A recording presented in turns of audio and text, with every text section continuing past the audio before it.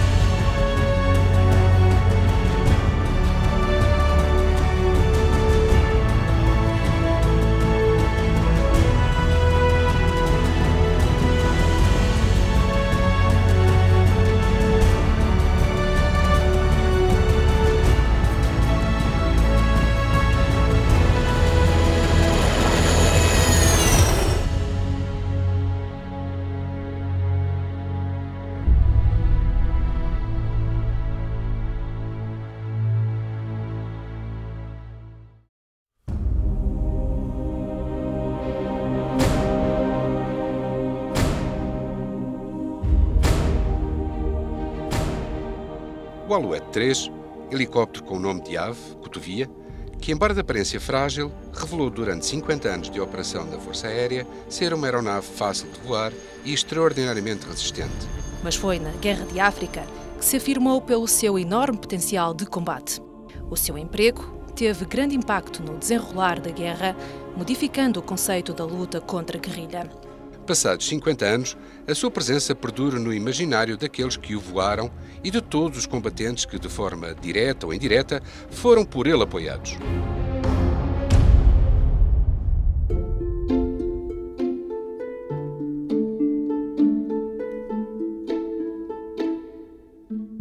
O Sud Aviation SE 3160 Alouette 3, de seu nome completo, é um helicóptero monomotor de fabrico francês equipado com motor Artust 3, com rotores de 3 pás. Capaz de transportar 6 passageiros além do piloto, ou 2 macas e 2 passageiros, ou ainda um máximo de 800 kg de carga, constitui a evolução natural do Alouette 2. O Alouette 3 é uma máquina fabulosa, não é por acaso que está a fazer 50 anos. Portanto, é um helicóptero que tem umas características muito especiais. Tem uma beleza de voar única, porque nós voamos dentro de uma bolha de vidro e isso é inigualável, não há como explicar a beleza do voo do Alouette. Depois é um helicóptero que é muito manobrável, permitindo muito ao piloto. Os limites do helicóptero na aplicação de potência, na aplicação dos comandos, é um helicóptero que se torna relativamente fácil de voar, não sendo complexo, o que é muito bom para ensinar. E que depois, para manobrar, como ele é muito manobrável, também se torna muito bom. Portanto, é um helicóptero que tem características muito especiais. Maior, mais potente e capaz de transportar armamento, o primeiro protótipo fez o seu voo inaugural no início de 1959, tendo começado, nesse mesmo ano, os testes que fariam do Alouette 3 uma referência em termos de operação em altitude e em condições meteorológicas extremas. As principais características têm a ver com a sua versatilidade em termos de configuração, e quando se fala de versatilidade de configuração, tem a ver com o tipo de missão que se vai executar. O Alouette, no nosso caso, pode ser equipado com 2 máquinas para a missão Medivac ou com um guincho para a missão SAR. E, inclusivamente, pode também fazer carga suspensa. Relativamente à sua versatilidade, pode efetuar transporte de tropas, portanto 5 elementos, pode fazer a infiltração, exfiltração de tropas. Portanto, daqui temos uma gama de trabalho e de versatilidade da máquina, que é aquilo que ela é e aquilo que ela fez dentro da nossa Força Aérea. Produto verdadeiramente global no moderno sentido do termo, o seu fabrico só terminaria em 2002, provando esta longevidade a qualidade do projeto, tendo sido produzidos mais de 2.000 Alouette 3. São utilizados por mais de 200 operadores militares e civis, dos quais se destacam, naturalmente, Portugal e a sua Força Aérea, o terceiro maior operador desta aeronave no mundo. E é, de facto, uma aeronave extraordinária que nos deixa a todos extremamente sensibilizados, porque a tecnologia do Alouette é dos anos 60, mas ainda hoje continua perfeitamente válida, o controle de combustível automático, etc. E, portanto, foi uma aeronave que prestou relevantes serviços à Força Aérea.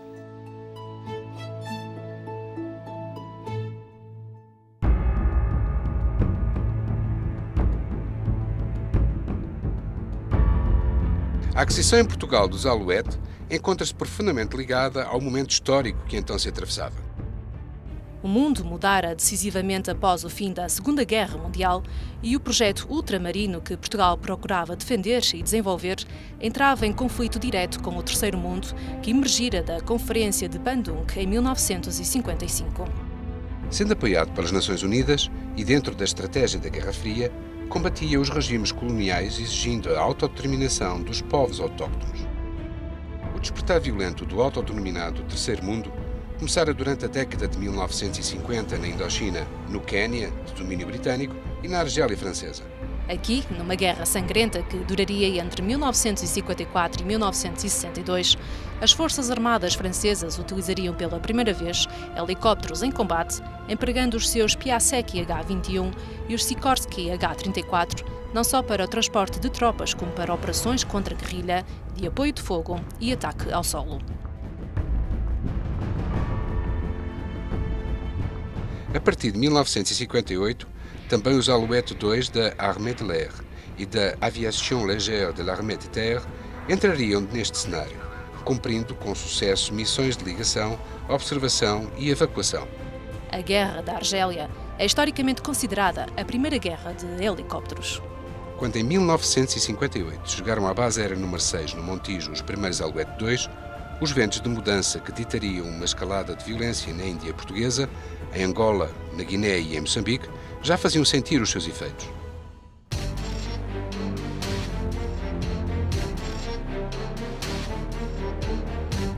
No início de 1961, quando apareceram os primeiros indícios da escalada de violência em Angola, as Forças Armadas portuguesas não estavam minimamente preparadas para o conflito de contra-guerrilha que se ia iniciar. Esta era uma guerra diferente contra um inimigo esquivo que usava a mobilidade como uma arma principal, atacando de surpresa com grupos pequenos, bem treinados e profundos conhecedores do terreno que pisavam. A chefia da Força Aérea, jovem ramo independente das Forças Armadas, rapidamente se apercebe da realidade do novo conflito e da incapacidade de o combater com as forças aéreas disponíveis no seu dispositivo, treinadas e equipadas para conflitos convencionais. Aproveitando as lições apreendidas no conflito da Indochina e principalmente na Guerra da Argélia, a Força Aérea inicia um processo de modernização e adaptação rápida ao novo tipo de conflito. Era evidente o sucesso atingido na Guerra da Argélia pela infiltração vertical dos combatentes diretamente na área do objetivo, utilizando de forma intensiva os helicópteros. Depois da experiência exclusivamente açoriana e dedicada à busca e salvamento com o Sikorsky H-19A, o primeiro helicóptero da Força Aérea Portuguesa, a eficácia dos helicópteros na guerra em África seria comprovada com o emprego do Alouette 2 em Angola, a partir da base aérea número 9, desde o início das hostilidades em 1961. Contudo, a utilização do Alouette 2 revelou-se muito limitada. Era necessário ir mais longe e adquirir um helicóptero com maiores capacidades. O passo para a aquisição do Alouette 3 foi dado com naturalidade durante o início dos anos 60, contando com o apoio do governo francês, chefiado pelo presidente de Gaulle. sendo protocolada a compra em 1962 e formalizada a entrega do primeiro lote de 15 Alouette um ano mais tarde. Os primeiros Alouette 3 chegam a Luanda, vindos diretamente de França em 25 de abril de 1963. O Alouette 3 chegou aos teatros de operações africanos em 1963, por isso é que estamos a comemorar os 50 anos. E começou por Angola. O Alouette 3 operou em Angola, como eu disse, a partir de 1963 e de seguida na Guiné, por último em Moçambique. Até lá tínhamos o Alouette 2. O Alouette 2 começou a trabalhar em 59 até 63 e depois foi retirado porque o Alouette 3, que foi uma grande melhoria, tinha outra capacidade, fundamentalmente para fazer as missões que todos os dias fazíamos: o transporte de evacuação sanitária, o transporte de tropas, o heli-assalto, o transporte de carga, correio, os vivos, os frescos e também o apoio pelo fogo, com o heli-canhão. Portanto, a introdução do Alouette 3 nos teatros de operações, nos três, teve fundamentalmente o impacto, se quisermos hoje enquadrado doutrinariamente, fazer um envolvimento do campo de batalha na sua terceira dimensão, apoiando fundamentalmente as forças de superfície, as forças terrestres, visto que a guerra do ultramar era fundamentalmente uma guerra terrestre. E foi isso que o Alouette 3 nos trouxe. Trouxe-nos uma grande capacidade às nossas Forças Armadas, ao Exército e também à Marinha com os fuzileiros, mas fundamentalmente com o Exército, de fazer apoio pelo movimento, apoio pelo fogo e também reconhecimento, nas vertentes que eu referi. O primeiro voo é executado pelo capitão-piloto aviador Abel Queiroz no dia 18 de junho desse ano. Forma a Esquadra 94 com o lema do Miconge à Louisiana, sendo efetivamente a primeira esquadra operacional de Alouette 3 na Força Aérea. São atribuídos à Base Aérea número 9 e voados por pilotos qualificados em França. Tratava-se do batismo de fogo dos Alouette 3. A Força Aérea Portuguesa utilizava pela primeira vez no mundo estas aeronaves em combate. A Força Aérea dispunha no seu inventário, ao tempo da guerra, 6 esquadras de Alouette 3. Uma em Tancos, uma na Guiné, 2 em Angola e 2 em Moçambique. A sua distribuição obedeceu a critérios puramente operacionais, ficando apenas algumas destas aeronaves na Base Aérea número 3, em Tancos, para instrução, a par dos Alouette 2 na Esquadra Mista de Aviões e Helicópteros, a Esquadra 33. Com o rápido alastrar do conflito para a Guiné em 1963 e para Moçambique em 1964, o dispositivo alargar-se-ia e novas esquadras de Alouette seriam criadas em Angola, na Guiné e em Moçambique. O Alouette 3, tive contacto com ele, era oficial de operações do Comando Agrupamento 7 em Namongongo, mais propriamente em Mochaloando, e em março de 1964 foi responsável pelo planeamento de uma grande operação, os Dembos, chamada Terceiro Aniversário, que foi realizada, digamos, no coração dos problemas graves que Angola tinha nessa altura. O helicóptero, para as forças terrestres, é uma arma que lhe garante, por um lado, o apoio logístico, por outro lado, apoio de fogo e o apoio nas evacuações. Portanto, o apoio logístico com aquela missão fulcral que o combatente tem quando isolado e longe de tudo e de todos, que por vezes transportava as notícias da família, por vezes e levava o seu companheiro e o evacuava, salvando-lhe a vida. Portanto, é uma arma, quer em situação de quadrícula, nestas funções de apoio logístico ou de evacuações, quer no apoio às operações das forças de reserva, o helicóptero era uma peça fundamental na manobra tática. Em 1965, na Base Aérea número 12, em Bissalanka, na Guiné, seria formada a Esquadra 122, os Canibais. Em 1967, seriam formadas 2 esquadras em Moçambique. A Esquadra 503, os Índios, atribuída ao Aeródromo de Base número 5, na Cala. A Esquadra 703, Vampiros, atribuída ao Aeródromo Base número 7, Tete. Os helicópteros vieram trazer uma nova dimensão ao campo de batalha, que é, como quem diz, Uma maior mobilidade, uma maior flexibilidade e efeito surpresa. Estes fatores conjugados vieram dar uma vantagem decisiva às nossas forças combatentes na luta contra a guerrilha. É fundamental sublinhar que o apoio da Força Aérea como um todo, quer em ações de fogo, quer em ações de evacuação, quer em ações de transporte, foi um exemplo de como a ligação aeroterrestre e como a cooperação aeroterrestre se desenvolveu de uma forma altamente eficaz, quer, embora com ações isoladas da Força Aérea, quando foi o caso disso, mas o que eu sublinho fundamentalmente naquilo que me foi dado ver e sentir e viver, foi uma relação muito estreita entre o homem da Força Aérea e o homem das Forças Terrestres. O transporte das forças militares, nomeadamente forças especiais, através da terceira dimensão, veio desorganizar a estrutura de defesa das bases inimigas. Era possível atingir os objetivos com uma rapidez até aí nunca utilizada e sem fugas de informação. As missões do Alouette 3 eram basicamente de 4 tipos: operações de assalto e de recuperação dos combatentes, abastecimento logístico, evacuações e apoio aéreo próximo através do fogo. A moral e o bem-estar das forças combatentes são essenciais ao sucesso das operações. A rápida evacuação de feridos em combate era fundamental para o moral das tropas. No entanto, o Alouette 3, face ao pouco espaço disponível, era difícil embarcar todo aquele dispositivo de estabilização de doentes. No ultramar isso não acontecia. O grande dispositivo de estabilização de doentes no ultramar era a enfermeira paraquedista, a quem presto homenagem por essas mulheres heroicas que tão bem fizeram. Durante todo o conflito e nos 3 teatros de operações, os Alouette 3 e as suas tripulações foram incansáveis no trabalho diário de evacuação das picadas, das matas, de todo o lado e sempre que fosse necessário. Fui ferido na ex-província da Guiné, na Guiné-Bissau, numa grande emboscada. Penso que a última grande emboscada que o PAIGC fez às nossas tropas foi entre Piche e Nova Lamego. E fui resgatado depois pela Força Aérea Portuguesa através do Alouette 3. E realmente sinceramente devo-lhes a vida, porque se não houvesse uma intervenção tão rápida, se não tivesse uma assistência tão rápida, eventualmente eu não teria sobrevivido.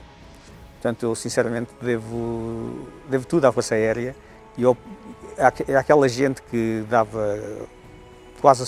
punha em perigo a sua vida para nos salvar, as pessoas que eram feridas, porque eles faziam coisas autênticas loucuras, como ir-nos buscar a uma zona de 100%, muito perigosa. Se não fosse a Força Aérea e os Alouette, eu hoje não estaria aqui. Milhares de vidas foram salvas pelo esforço de centenas de abnegados pilotos e tripulantes que, assumindo riscos elevados e muitas das vezes debaixo de fogo inimigo, colocavam a sua vida em perigo para salvar outros. Fundamentalmente foi isso. O Alouette 3 passou a ser, para os homens que estavam no chão, sempre o som do Alouette 3, porque os helicópteros não fazem ruído. É um som, e é um som bom. Passou a ser, digamos assim, um meio de salvar pessoas fundamentalmente, quando estavam mais necessitadas. E creio que todos nós devemos muito aos Alouettes, às suas tripulações, aos pilotos, aos mecânicos, por aquilo que fizeram no ultramar. O Alouette 3 salvou muitas pessoas no ultramar, muitos camaradas no ultramar. Neste momento recordo-me, por exemplo, ter sido deixado. Eu era capitão, estava numa operação, foram lançadas forças, acompanhei as forças e o homem do helicóptero deixou-me no cimo do morro sozinho, foi buscar mais forças para localizar noutros pontos.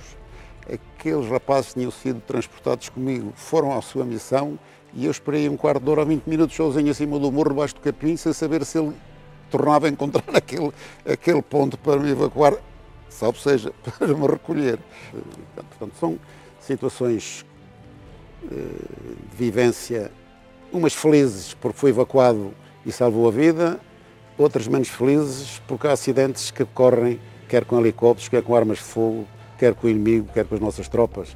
A missão de apoio de fogo era executada através da utilização do helicóptero equipado com um canhão sem recuo MGM-151 de 20 mm, montado transversalmente na cabine de passageiros. Capaz de disparar uma cadência de 700 disparos por minuto, com munições explosivas incendiárias, é uma arma extremamente eficaz e com um excelente poder de fogo.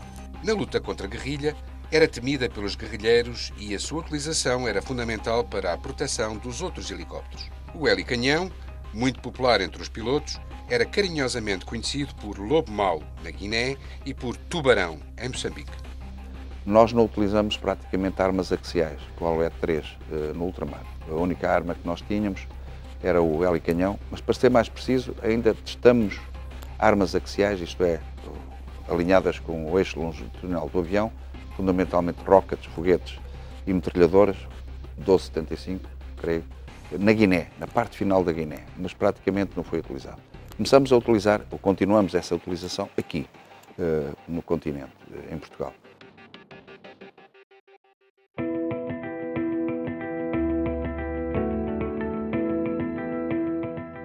Com o fim da guerra, dá-se o início à desmobilização que ditou o regresso da maioria da frota a Portugal.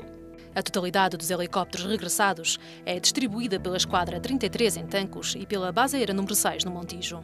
No Montijo é criado ad hoc o Grupo Aéreo de Helicópteros que, mesmo sem existência formal no dispositivo da Força Aérea, acolheu até 1978 uma esquadra de Alouette 3 e uma esquadra de SA 330 Puma. Com o fim da guerra e após o período conturbado pela Revolução de Abril, as duas esquadras de Alouette 3, mantendo as suas missões militares específicas, assumem missões de apoio à população civil, como foram os salvamentos costeiros, evacuações de civis e apoio aos fogos. Muitos se recordarão dos Alouette 3, equipados com flutuadores ou pantufas, nas praias da Costa da Caparica e na Foz do Douro durante os meses de verão, ou no combate a incêndios com helicópteros destacados na Lousã, em Pedras Salgadas ou em Viana do Castelo. Pois bem, nós regressamos em 75 e tínhamos cerca de 140 Alouettes 3. 140 Alouettes 3. E eles foram divididos por Tancos, a esquadra 552, e o Montijo, a esquadra 551. No Montijo, e também em Tancos, a missão era muito semelhante. Começamos naturalmente a adaptar esta plataforma ao Teatro de Operações Europeu. Mas antes disso, fizemos muitas missões de apoio aos fogos. Nós tínhamos destacamentos, no verão tínhamos destacamentos espalhados por todo o país. E também de apoio a socorros a náufragos, na Caparica e no Porto, na Foz do Douro, fundamentalmente aos fins de semana. Implementamos um destacamento que começou por São Jacinto, na então base Aérea 7, e depois foi transferido esse destacamento permanente, ainda existe hoje, na Cortecaça, no AM1. Mas nós, no que diz respeito aos fogos, fazíamos fundamentalmente transporte pessoal para combate aos fogos, fizemos isso com o Alouette 3, e lembro perfeitamente que nesses anos, nos anos 70, tínhamos um destacamento de 3 Alouettes 3 e por vezes até um Puma na Lousã, tínhamos em Pedras Salgadas, isto no tempo dos fogos, na época dos fogos, e em Vila Nova de Cerveira. Estávamos espalhados, portanto, pelo país todo, fundamentalmente a norte do Rio Tejo. O seu emprego consistia fundamentalmente no transporte das brigadas, equipas de 5 bombeiros, para o ataque rápido aos focos de incêndio e nas ações de comando e controle aéreo dos grandes incêndios. A partir do princípio dos anos 80, a solicitação dos helicópteros pela Proteção Civil foi gradualmente diminuindo para um valor residual. E, portanto, o que é que começamos a fazer? Começamos a fazer o combate anticarro, começamos a fazer o chamado voo terreno, começamos a fazer, e foi uma inovação, porque não, até em termos europeus, a adaptação do forward, o controlador aéreo avançado a bordo, era aquilo que nós chamávamos o Airborne Forward Air Controller. Fizemos o curso de fax, fizemos uma parte em terra, ainda hoje acontece, os fax hoje têm outro nome, mas é a mesma coisa, fazer um interface entre o poder aéreo e o poder terrestre. Fizemos isso com a Alouette, demos claramente um salto para aquilo que é o emprego do helicóptero num teatro de operações antes da Guerra Fria, em que o combate anticarro tinha um papel muito importante face ao Pacto de Varsóvia, que tinha unidades blindadas que poderia utilizar massivamente. O helicóptero era, nessa altura, o helicóptero ligeiro. Eu lembro que os franceses tinham o Alouette 3 com mísseis anticarro. Nós nunca tivemos mísseis anticarro, mas estávamos preparados para, em termos de doutrina, em termos de emprego, fazê-lo se fosse necessário. Hoje, pontualmente, a Proteção Civil ainda solicita o Alouette 3 para o apoio a grandes voos. No processo de modernização da Força Aérea em 1978, definiram-se as missões, tipologia e nomenclatura de todas as unidades aéreas da Força Aérea. São redefinidas e renomeadas a maioria das esquadras, incluindo a Esquadra 33, que passa a ter uma nova nomenclatura, 552. Novas mudanças estavam previstas para breve, com a reorganização do dispositivo da Força Aérea em 1986, a ditar a extinção da Esquadra 551 em setembro e a desativação da Base Aérea número 3 de Tancos em 1994. A Esquadra 111 é extinta. A Esquadra 552, reunindo todos os Alouettes operacionais, seria transferida em novembro de 1993 para a Base Aérea número 11, Beja, onde até hoje prossegue a missão de instrução e apoio aéreo tático.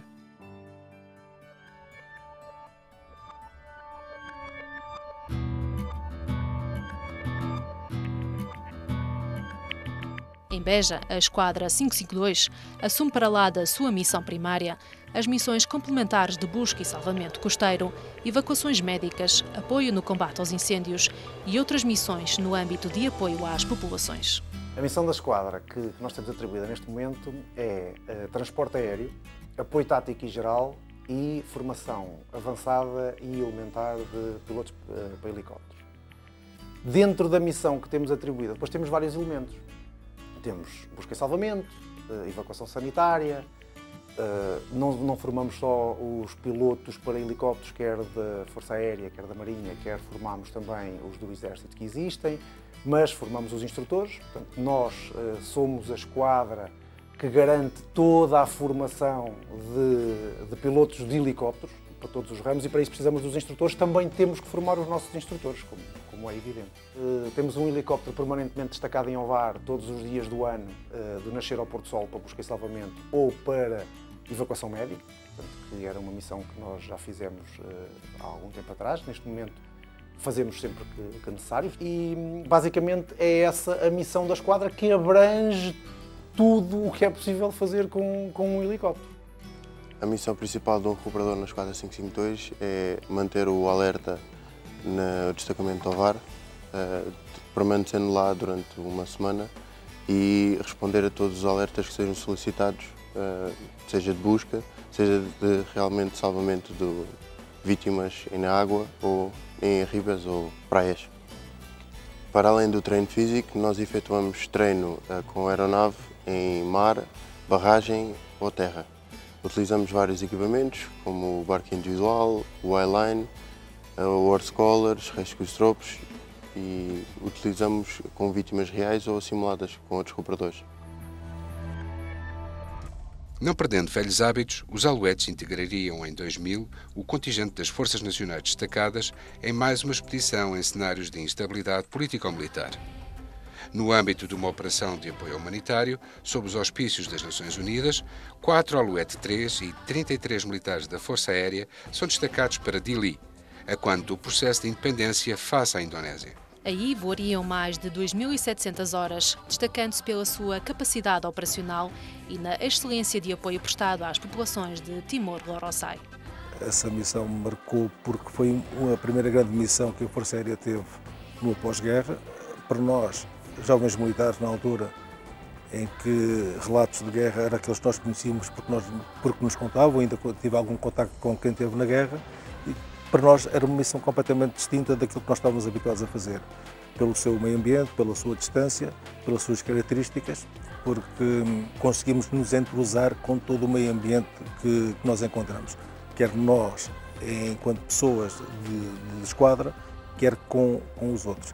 E temos a configuração de terreno, pronto, era algo novo, com um clima completamente diferente que nós estávamos habituados, mas conseguimos impor o nosso profissionalismo e cumprir cabalmente com a missão sobre todos os aspectos. tivemos que montar tudo, criar as nossas condições, e isso foi uma missão muito marcante, quer a nível humano, quer a nível pessoal, quer a nível profissional, porque nós estávamos a 15 mil quilómetros de casa, números redondos, e aquela missão foi muito especial para todos nós, porque nos obrigou a criar uma união mais forte ainda do que já tínhamos e a trabalharmos continuamente. Não havia domingos nem segundas-feiras.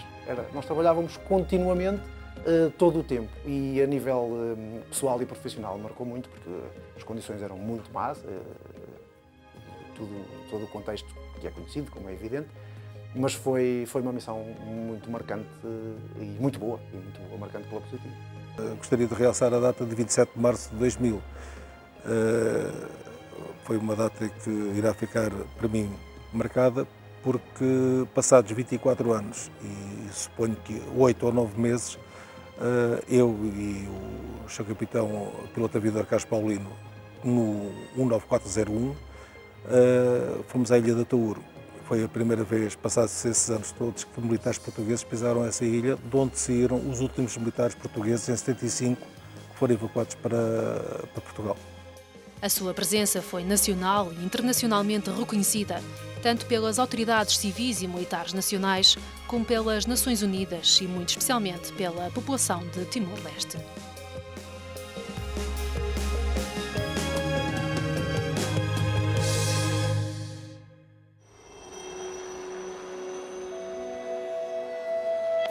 Com o objetivo de levar a imagem da Força Aérea junto das populações e fazendo jus às tradições iniciadas pela Esquadra 33 em 1976, a Esquadra 552 reavivou a Patrulha Rotores de Portugal em 2004.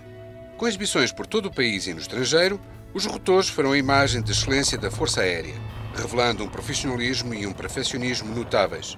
Bem, os rotores de Portugal é uma área que me é muito querida, como a qualquer piloto que tenha sido formado aqui na Esquadra.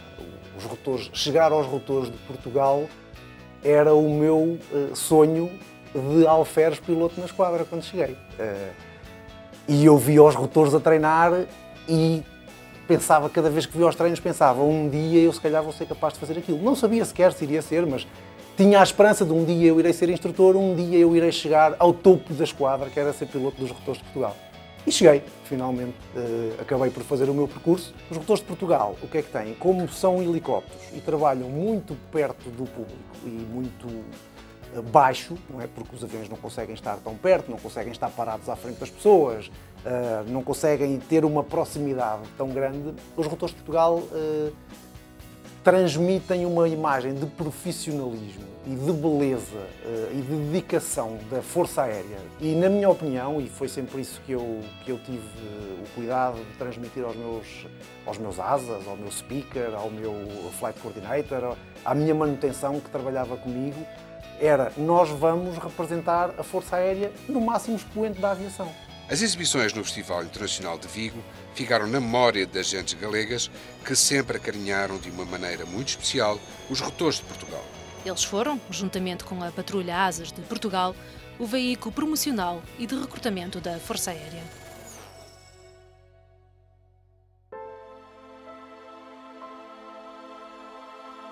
A cotovia, também alcunhada carinhosamente de a máquina, o zingareiro e a bolha, pelas suas tripulações, equipas de manutenção e por milhares de antigos combatentes, continua a honrar as suas origens e os seus pergaminhos. Eu tenho muito orgulho em ter, enfim, sido piloto de helicóptero. Eu nunca fui comandante Puma no ultramar, só voei à Alouette e só fui qualificado no Puma aqui, em Portugal, no continente. E sinto-me muito orgulhoso de ter voado a Alouette 3 e de ter feito o que pude fazer e que tive a oportunidade de fazer. Portanto, são marcas que ficam, sentimentos que nos calam muito fundo, porque vivemos momentos difíceis, outros, sentimento profundo do dever cumprido, sentimento profundo da relação entre ramos, entre camaradas e amigos, no cumprimento de um dever que, ao fim e ao cabo, é o cumprimento da missão militar. que não tem mais nada do que isso, é cumprir a missão que nos foi dada. E o helicóptero, e o LE-3, na história da Força Aérea e na história das Forças Terrestres, é um amigo permanente que nunca esquecemos. É uma sensação de grande gratidão, ainda hoje. Não só o aparelho em si, mas essencialmente as pessoas. Eu ainda hoje gostaria imenso de conhecer as pessoas que tiveram a coragem de me buscar, porque não era fácil ir àquela zona, que era uma zona de grande perigo. Eu fiz muitas das operações de helicóptero e eles eram pessoas extraordinárias e que faziam coisas que iam a locais e que eu ficava assim, como é que eles são capazes de fazer isso, têm esta coragem? E homens extraordinários, eles só não faziam, eles faziam tudo para nos salvar. Então quando nós éramos feridos, eles punham em causa a sua própria vida. E eu quando vejo ainda hoje um aparelho como este que está aqui por trás de mim, eu ainda me arrepio porque estou muito grato. A Esquadra 552, com mais de 300 mil horas voadas na Força Aérea Portuguesa, é a herdeira histórica desta saga de heróis. Ela continua hoje, passados 50 anos, a cumprir galhardamente a sua missão. Um aspecto curioso relativamente ao meu gosto pela Esquadra e pelo LE-3 vem também de uma história um pouco caricata, já bastante antiga. Pronto, o meu pai foi alferes miliciano do Exército no tempo da Guerra do Ultramar e saiu numa operação militar com 35 homens e sofreram algumas emboscadas e foi recuperado ele e mais 3 da LE-3 e pronto, posso com alguma verdade dizer que se não fosse pelo LE-3 hoje eu não estava aqui.